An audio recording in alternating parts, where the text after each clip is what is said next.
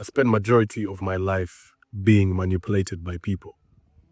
People like my family, my friends, and people who I made in charge of my life.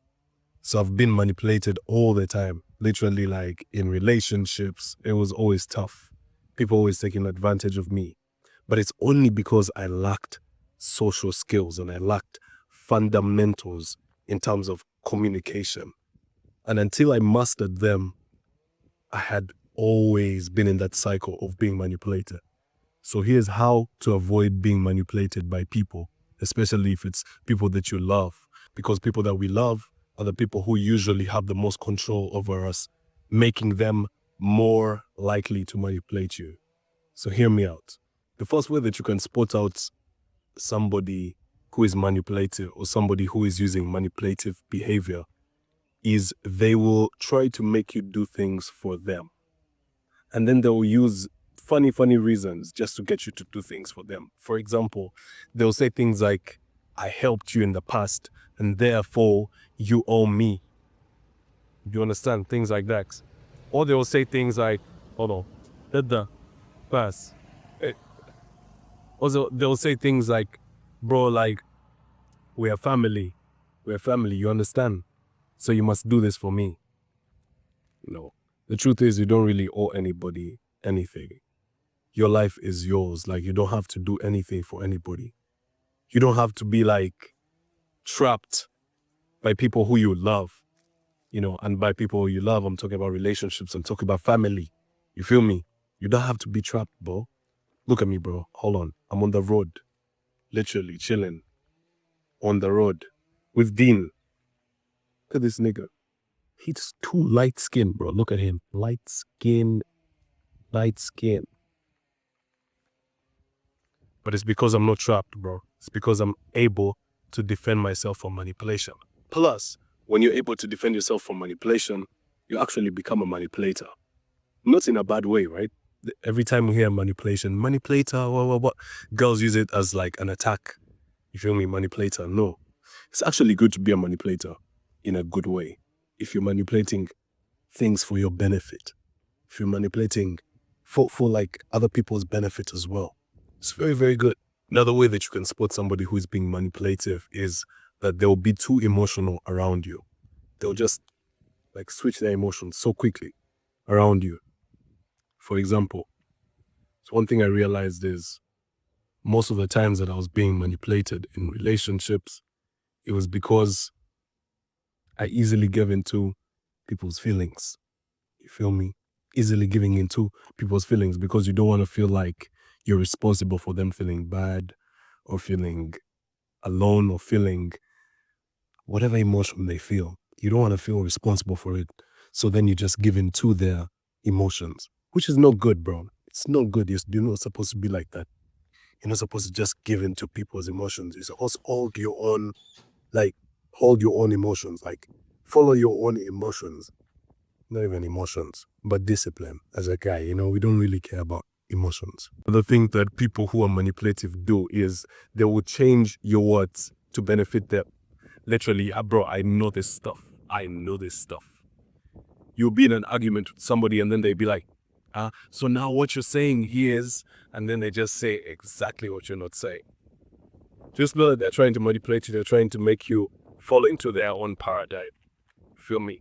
And don't forget, manipulation's not bad. It's just you might end up being manipulated for the wrong reasons. Get yourself involved in the wrong things. Now, I don't like to make videos without actionables. So I'm going to give you the actionable steps on how you can avoid being manipulated. Stop being taken advantage of by those people.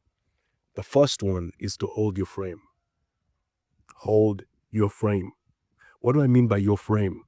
Your frame is kind of like your perception of yourself. Like, how do you perceive yourself?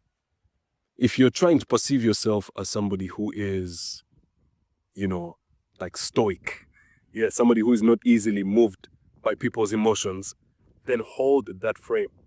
Hold that frame. Like, hold your frame. When somebody comes and they just come some bullshit and they're like, yo, man, you did this, you did that. Don't be moved. Have a laugh. Hold your frame. have a frame, and use this in every single situation in your life if you don't want to be taken advantage of. Whether it's relationships, whether it is family, whether it is business, you know what I mean? Friendships, everything. Hold frame. If you hold frame, you're more likely not to get manipulated, because then it's like you kind of lower you kind of like weaken the weapons of whoever's trying to manipulate you when you hold frame. It's like a shield. Yeah, that's the best analogy. It's like a shield. When you hold frame, it's kind of like you're holding up a shield. It's a defense. It's like a defense. That's not too defensive, but it works well. Trust me.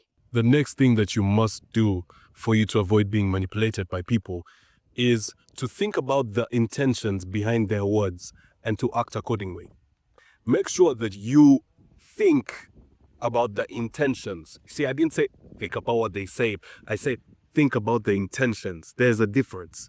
The intentions is the energy behind the words. What's the vibration? What's the frequency behind what they say? Think of that. Like, is it that this person wants to see me succeed? Is it that this person wants to see me fail? Is it that this person gains anything from this? Or is it that this person doesn't gain something from this? Like, what is the intention behind their words? Now, when you think about that, your brain is going to produce a good answer. From that answer, you'll be able to act accordingly. Whatever your mind will tell you, like, for example, if you're like, oh, this person's just hurting, like, they're just going through something in their lives, and that's why they said what they say to me, then I'll be like, I don't have to bite back. And that's me acting accordingly. A lot of people, yeah, they do the thinking work, but they don't do the practical work. You need to do that practical work. And by practical work, I'm talking about acting accordingly. Whatever energy somebody gives you, somebody expels to you, and you absorb that energy. Take it and channel it into something that you want it to be. Like whatever form of energy you want it to be. Whether that's anger, whether that's peace, whether that's blissfulness, whether that's, you know what I mean? I don't know if you understand what I'm talking about, but this is high level like knowledge, you feel me? So make sure you're able to transmute, to alchemize. That's what I'm talking about. That's the stuff I'm talking about. If you don't know what I'm talking about, go research on these topics. Now, the next way that you can avoid being manipulated is to use smoke screens. Now, what do I mean by smoke screens? Smoke screens are kind of like, you know, in ninja movies, when the ninja just throws that smoke bomb, and then it's like, and he's gone, and you're like, what the hell? Where'd the ninja go? And he's like, right there, on the side. Yeah, that's what smoke screens do. They deceive people into falling into your own narrative, and this helps you avoid manipulation, because that's kind of you taking the wheel. Remember, there has to be a manipulator in every conversation. There's always somebody who is taking the wheel, and you would prefer it to be you. Trust me, it's always better that you are the driver of every conversation. And I don't mean like over-yapping. No, I'm not talking about over-yapping.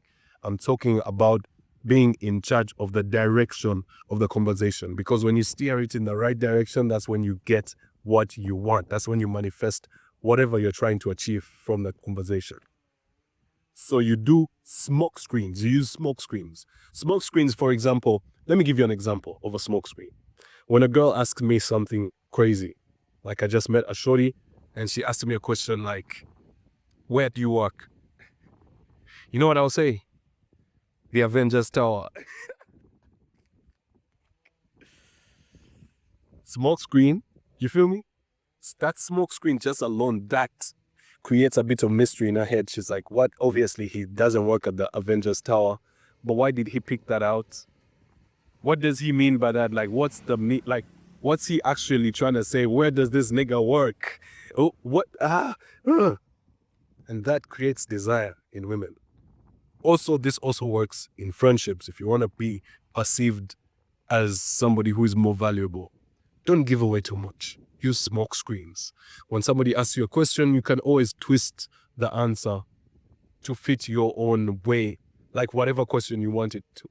to be. Like, you can change the question in your head, change the answer to fit the question that you've made in your head. You feel what I'm saying? Smoke screens, it's like deception. It's like deceiving, but without deceiving. Please do not lie. I'm not telling you to lie. I'm telling you to twist things in your favor without lying, not lying. Being honest, right?